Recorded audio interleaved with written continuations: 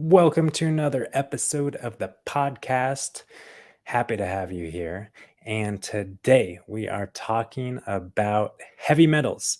And of course, we know that heavy metals, we want to avoid them. We definitely don't want to be, eating the paint chips that are full of lead or scratching I don't know, like the aluminum pan and eating aluminum foil. And yeah, there's easy ways to ensure that we're not going to really take up a load of toxins from heavy metals. However, it's kind of scary, and the the fact of the matter is, despite how scary it is, these heavy metals are ubiquitous in our food chain, and they can accumulate in our bodies, especially as we age. Because these heavy metals not only are ubiquitous in the food chain and they're just kind of everywhere, but our bodies accumulate them and hold on to them, especially if we don't have the proper physiology and biochemistry and liver health, etc., to support the detoxification or release of these heavy metals. So they can accumulate and cause all sorts of issues, really across the spectrum of disease.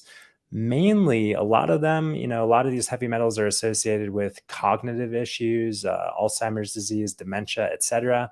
But heavy metals in the body really can have a number of different effects.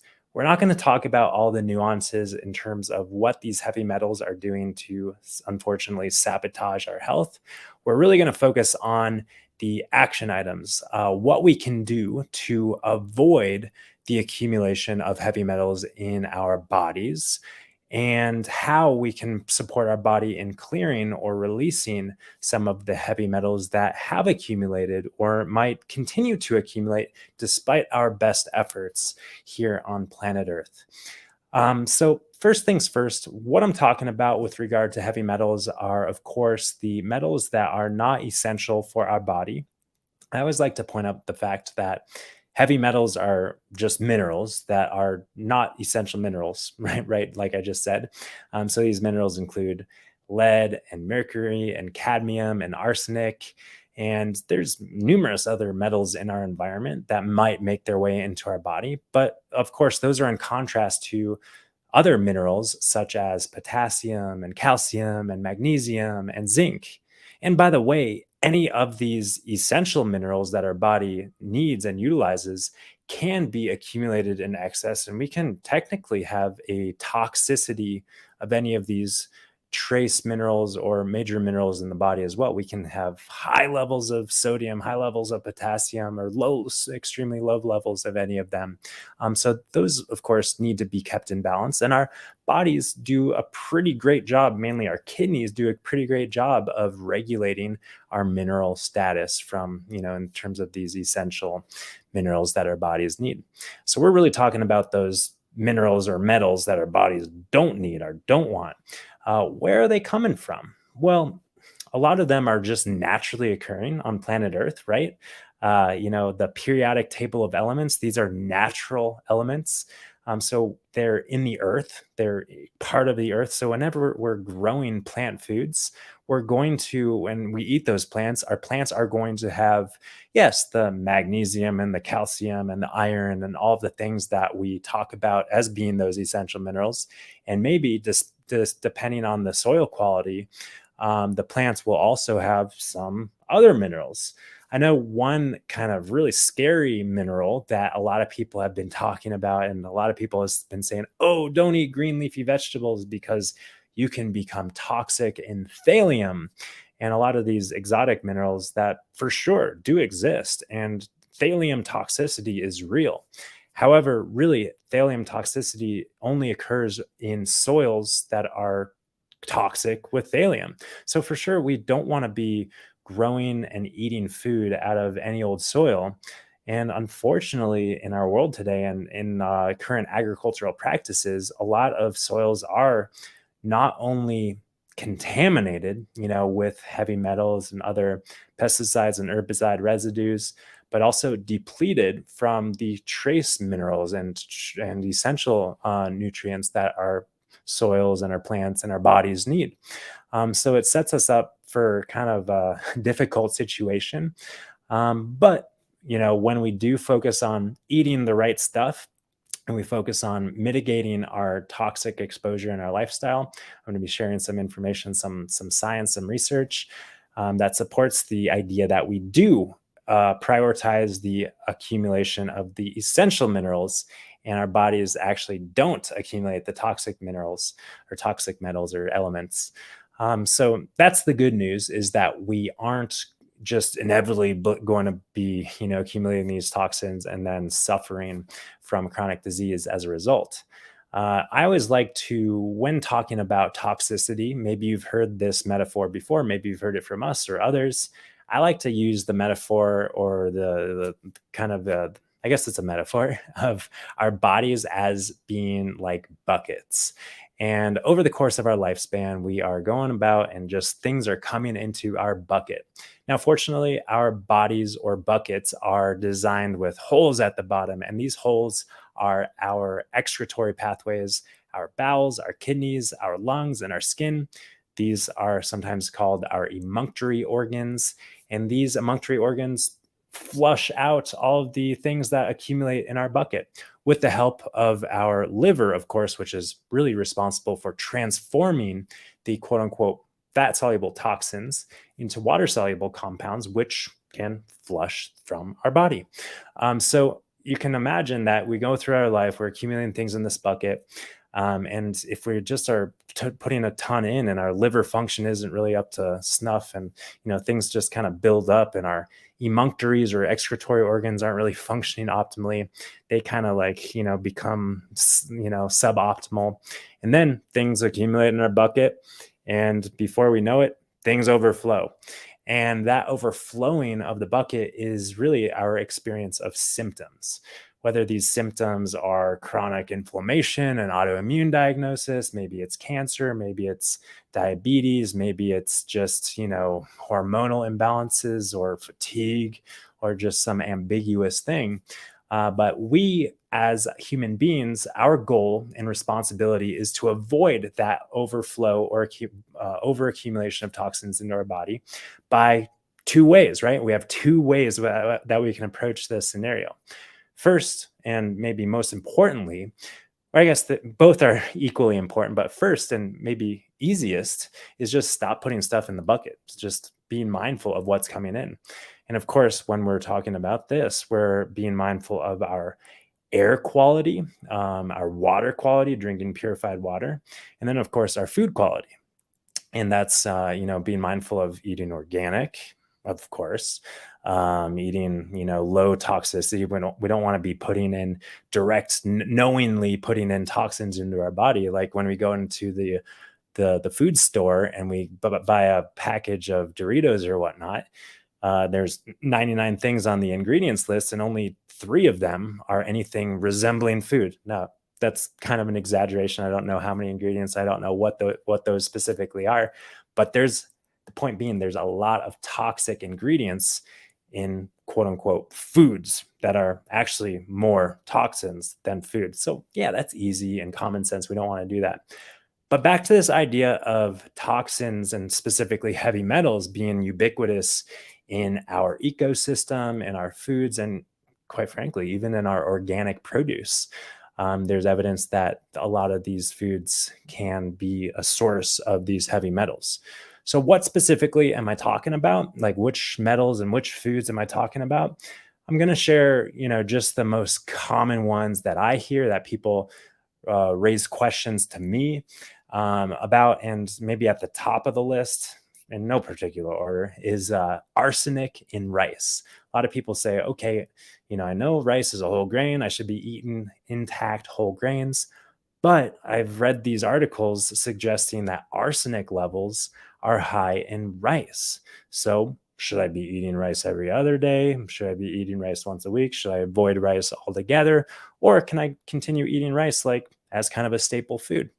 Now, my response to this is generally speaking, there's a lot more things to quote unquote worry about than a little bit of arsenic in rice, especially considering that the vitamins and the minerals and the fiber and the phytonutrients in the rice is going to probably far outweigh the arsenic levels. Now you might get a bad batch of rice and it might be really toxic and arsenic or higher in arsenic. But back to that bucket metaphor, ideally you're living in a way so that arsenic kind of goes through you with the, fiber and phytonutrients that you're taking in from your rice, but also ideally from your, you know, broccoli and cauliflower and carrots and beets and leafy greens and other fruits and vegetables that are supporting healthy detoxification pathways and emunctory excretory pathways.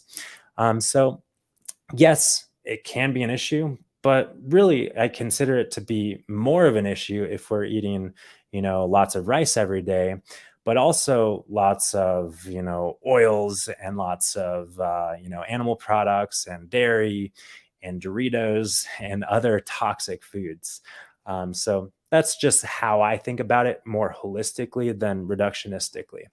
Another food that I hear a lot about is heavy metals in chocolates. And I'm not talking about just like Hershey's chocolate or, some conventional brand, which, yeah, they've got probably heavy metals in there, but also a lot of other toxic ingredients. But I'm talking about heavy metals, like specifically in the cacao, like 100% pure cacao powder or cacao nibs or 100% pure chocolate. And that is a source of, I believe, mainly cadmium in those chocolate bars. And that has to do with the fact that cacao plants have a tendency to accumulate more cadmium from the soil, just like rice plants have a tendency to accumulate more of the arsenic that might be in the soil. Now, back to to the rice conversation, it's the same holds true for the chocolate conversation. There's a lot of wonderful minerals and phytonutrients in that chocolate that probably far outweigh the detriments from a little bit of cadmium. Now, that being said, maybe there is a benefit to decrease the intake of chocolate daily, maybe going down to every other day or just a little bit every day versus like a whole chocolate bar or something like that. But again, we need to look at things, look at the diet, look at our relationship to these foods more holistically versus reductionistically. So what else is in that chocolate bar? What else are you eating over the course of the day? And how are those foods supporting your body in, healthy detoxification and excretory pathways? Now, that's kind of the other foods are generally like more nuanced in terms of, different leafy green vegetables, like I mentioned, kale and thallium, and and all of these other examples really depend on the ecosystem from which those plants were grown. So again, I think it's helpful to, for sure, if you're eating only from one farm, maybe it would make sense to have some sort of soil analysis done on that farm to make sure there's no crazy toxins or heavy metals that are in that soil that are accumulating in those plants.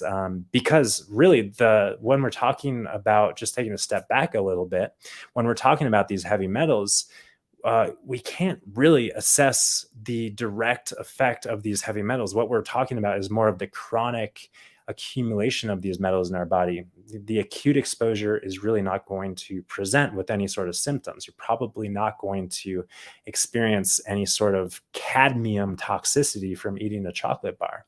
But 10, 20, 30, 40, 50 years of these sort of accumulations, for sure, that increases risk of, like I said, numerous chronic diseases, neurodegenerative diseases, Alzheimer's, dementia, and also, metabolic issues, and so on and so forth. But here's the good news. Now is when we get to transition into the good news. And I want to share my screen for those who are watching, and I'll be reading a little abstract from a study for those who are listening. This is looking, the title of the study is Vitamin D, Essential Minerals and Toxic Elements, Exploring Interactions Between Nutrients and Toxins in Clinical Medicine. So I guess I'll say the moral. No, I'll read this and then I'll say the moral of the story here. I'll read this abstract, which is pretty brief. Then I'll share the moral of the story. So, in clinical medicine, increasing attention is being directed towards the important areas of nutritional biochemistry and toxins bioaccumulation as they relate to human health and chronic disease. Optimal nutritional status, including healthy levels of vitamin D and essential minerals, is required for proper physiologic function. Conversely, accrual of toxic elements has the potential to impair normal physiology. It is evident that vitamin D intake can facilitate the absorption and assimilation of essential inorganic elements such as calcium, magnesium, copper, zinc, iron, and selenium are essential minerals, right?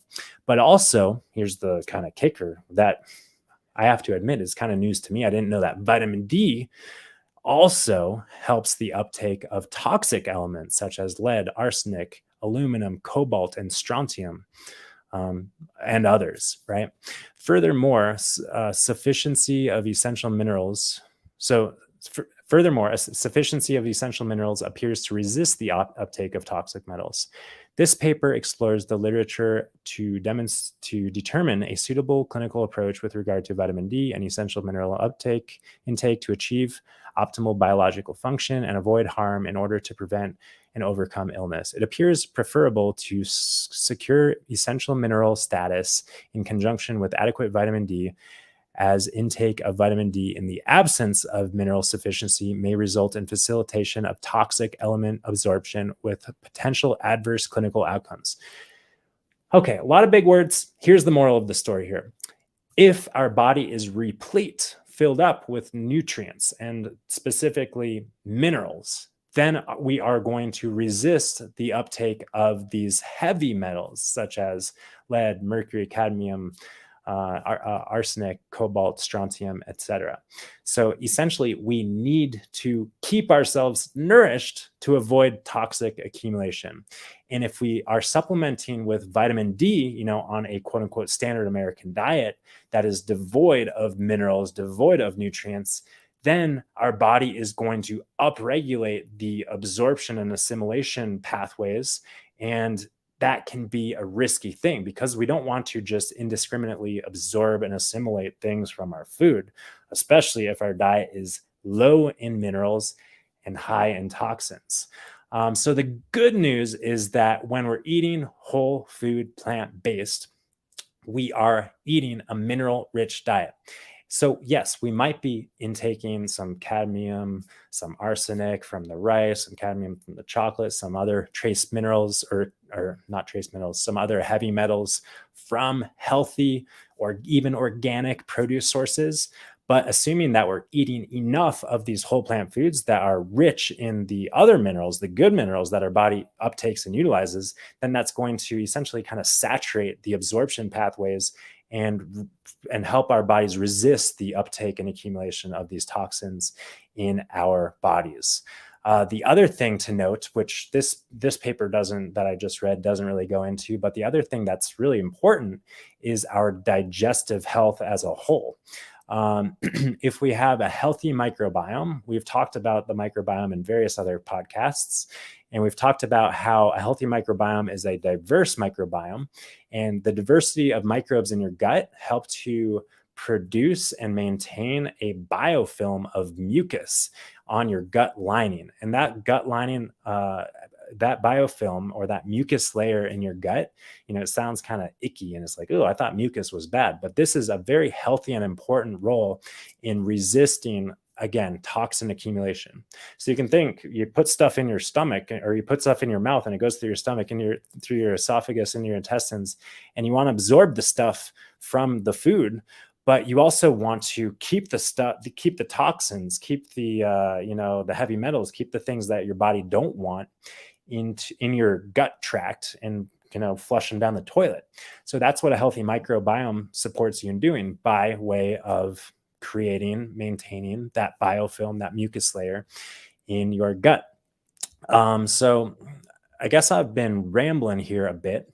But again, just to summarize and recap, the moral of the story is that when we're focusing on the nutrient dense whole plant foods, our bodies are saturated with these minerals, replete with our mineral stores, And then we don't have as much of a risk of accumulating these heavy metals into our body. So if you were deficient in iron or calcium or magnesium or potassium, if you were suboptimal in these nutrients or minerals in your body, and you were also eating, lots of chocolate, lots of brown rice, lots of other heavy metal contaminated foods, then I would be a little bit more concerned. So again, it's all about context. It's all about making sure that your body is getting enough of what it needs to stay replete and vital and everything like that, optimizing our digestive health. And then more importantly, and this is kind of the next phase of the conversation that I'd like to get into, is supporting liver functions that are taking place so that our bodies can ideally break down and release the heavy metals that might be coming into our mouth, but maybe they're already in our mouth and stored in our body. That doesn't mean that they're in our bodies for good. We can, by way of increasing liver function, supporting optimal liver health, can carry these heavy metals out of our body in a healthy and sustainable sort of way. So there are all sorts of, and the term for this, the term for carrying heavy metals out of the body, and also, quite frankly, carrying heavy metals into the body, is chelation. There are these chelating agents, which what that means is something that is chelating means that it binds strongly onto a mineral or a metal, and then holds that in and transports that throughout the body. Or ideally, what we're talking about with regard to chelation is transporting from the body down in the toilet, either through the kidneys and urinary tract or through the bowels. More of the time, it's actually through the bowels that we're just excreting toxicity. So there are numerous chelating foods. There's a lot of chelating agents that are more supplemental, like EDTA and DMSO and all these kind of things that are a little bit more exotic. And I would also say a little bit more risky, especially without the strong foundation of health to support the proper elimination of these toxins from the body. But in my experience, we don't really need to go there. We don't really need to go to those more into those, those higher level interventions. We can just chelate with foods. So there are numerous plant foods that are really effective in chelating metals from the body. Some of the more common or popular ones are things like cilantro and parsley and spirulina and chlorella, some of these algae compounds, maybe you've heard from medical medium Anthony William. He talks about wild blueberries as being a great chelating food. So eating these sort of foods, and really, you can think of them as chelating foods, or you can just think of them as detoxifying foods, because they're really helping, our liver function optimally, as well as being a chelating food and binding onto these metals in the body. So for sure, we want to be consuming these sort of herbs and fruits and vegetables every day, ideally, if our goal is the excretion of metals from our body. So the interesting thing, I'm always kind of scratching my head, to be honest, because a lot of the quote unquote toxic foods, like the green leafy vegetables, again, a lot of people say, oh, these green leafy vegetables accumulate toxins from the soil. Well, the green leafy vegetables also have all of the sulforaphane and sulfur compounds and nitrates and other compounds that increase liver function and circulatory health and kidney health, so our bodies can function better. So it's like, okay, yeah, maybe we're getting a little, few parts per million of this toxin or that heavy metal, but we're also getting tons of other minerals and phytonutrients and fiber that feed the microbiome to support the excretion and elimination and balancing in our body. So it's always this cost benefit analysis. It's always this holistic question and conversation that we should be having. Again, I guess that's been a theme throughout a lot of these recent episodes, going from reductionism, like this is an issue, this is an issue, and this is an issue, and this is what we got to do about it, versus seeing things and seeing our lifestyle from a bigger perspective, a higher perspective, where, yeah, it's like for sure, we're never going to be free from a lot of things that ideally we would be free from. Ideally, we live in a world where there's less toxicity in the environment. But given the fact that we don't, given the fact that there is toxicity ubiquitous in our environment, we can do our very best to eliminate that exposure, back to that bucket analogy, and also increase the function of what's going on inside of the bucket, the liver, and support the proper excretion through nutrition, hydration, etc. Another thing I guess I forgot to mention is this idea. I like this picture better, because this picture is just looking at a specific toxin, and I guess this one's also looking at. So these pictures are kind of the same. And really what this is showing, for those just listening, this is showing the process in ecology of bioaccumulation. And this is easiest to observe in aquatic food chains and marine life, etc., and most popularly with mercury. Mercury being a toxin, one of these heavy metals that is just classically accumulated in fish. And the smaller fish have a small amount of mercury, and the bigger fish have a big amount of mercury. And humans who eat a lot of big fish have even more mercury. This is a process of bioaccumulation of toxins in the environment, specifically heavy metals, and specifically mercury. And it's important to know that this bioaccumulative effect takes place all throughout our ecosystems, not only in aquatic ecosystems and marine life, and not only in fish with mercury, but also with other fat soluble toxins, other heavy metals, and including and with other agricultural environments, like cows and chickens and whatnot. They are accumulating. Let's back up a step. The plants that they eat have heavy metals in them, if they're in the ecosystem, and the cows or the chickens that are eating the plants accumulate those heavy metals in their fat cells, actually. And then if we eat the cows and the chickens, then we get a higher dose of these toxins in our body. We put ourselves essentially at the top of the food chain and get the brunt of that toxic load. So we can avoid this. We can avoid this whole scenario by eating low on the food chain. And the lowest on the food chain that we can possibly get is, of course, eating plants. Now, back to the fish analogy, it's pretty commonly understood at this point that eating the sardines and I believe I've heard an acronym SMASH: sardines, mackerel, anchovies, salmon, heron, I don't know. So anyways, these small fish that we can eat are going to be healthier because they're less toxic, versus the marlin and the swordfish and the tuna and all of these sorts of big fish that eat fish and bioaccumulate toxins in the environment. Specifically mercury. Everyone talks about mercury, and everyone's scared of mercury, but the fact is that all of these heavy metals, it's the same story. I found this pretty interesting. I didn't really dig deep into this study. I kind of just glossed over and looked at this graphic and read the figure, what's going on here. And for those just listening, this is showing us the processes actually by which our plants detoxify. So there are phytodegradation processes, phytovolatilization processes, by which the plants, they're growing in toxic soils, but the plants actually kind of transform these toxins that accumulate in the water and the soil, get uptaken by the roots, go to the leaves and stem, and then are transformed to kind of like, I guess essentially the plants have like a liver, a detoxification pathways that allow them to excrete things.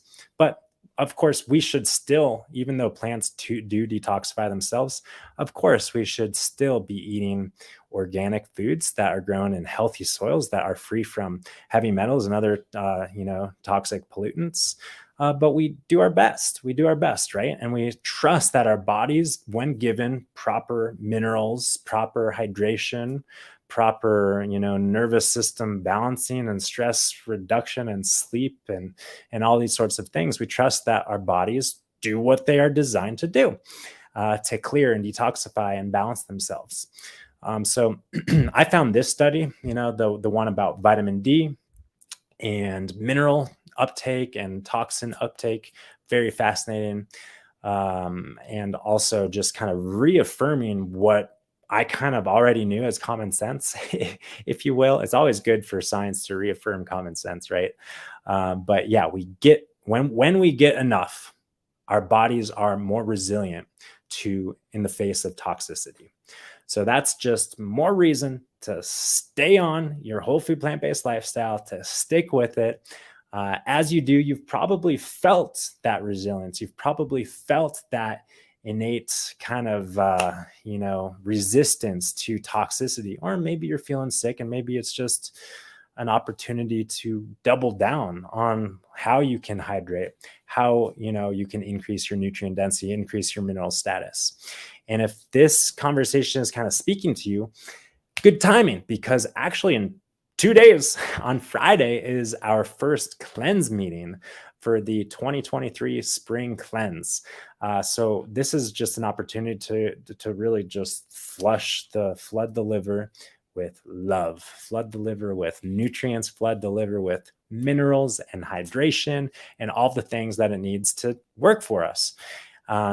So if you're feeling called to move your body in that direction, flood yourself with nutrition and love, join us in the cleanse. You can go to www.alter.health/cleanse to learn more.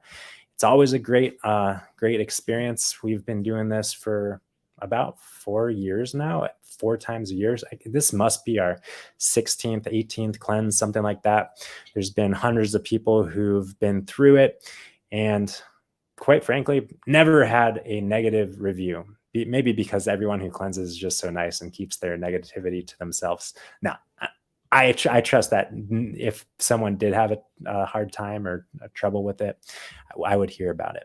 So anyways, I hope to maybe see you in the cleanse. If you've got any feedback or comments, feel free to leave them below. And if you know anyone who's still a little bit fearful of, heavy metals in their environment, in their diet, maybe this information could help. So send this their way. Thanks as always for being with me, and look forward to connecting next time.